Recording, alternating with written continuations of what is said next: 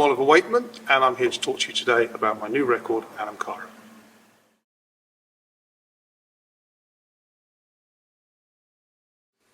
The Queen's Lament is about Catherine Howard, and the trouble is being a Wakeman and you talk about doing a piece of music about the six wives, one of the six wives, you're automatically going to get, oh, it's like he's just doing a record like his dad's six wives. It's not that at all. This is a piece of music that I wrote when I was reading a story about Catherine Howard, and it's about how she handled the manner of her death. So Catherine Howard was young when she married Henry, and he was much older. So she was a very young girl, and she had dalliances which she felt, because the king loved her so much, he wouldn't really pick up on. But Henry, being Henry, was very upset, very jealous, and ended up putting her into the Tower.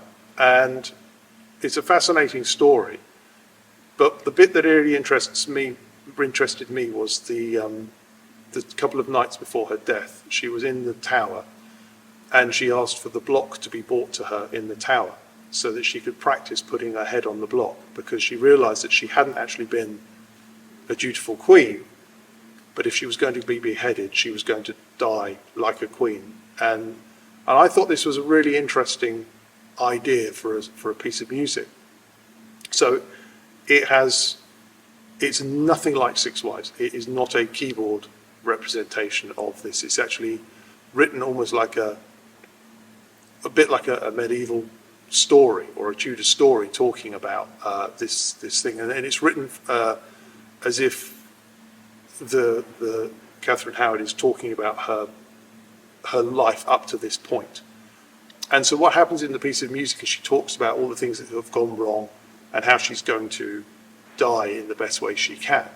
And what I decided to do was, as each verse goes by, we bring in more people to stand next to her to give her support. So as we get to all the refrains, more voices come in. There's a little refrain, and you get one voice, and then you get two voices, and then you get three voices. And all the way through this piece of music until the end, she has this whole group of people around her that have found respect for her. And so it's a really interesting piece of music to write, and it was great to play Oliver Day, who's the acoustic guitar player on the record.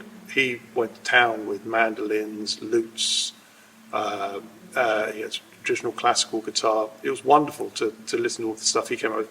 And I was at John Mitchell's studio, and I saw a harmonium hidden out in the corner, and I thought that would be perfect for the record, perfect for that song in particular, because a harmonium, for those who don't know, is a pedal-based, bellows-based instrument, so it creates its sound from the air being forced through. So you're playing it whilst you're pedaling to try and get the air through it.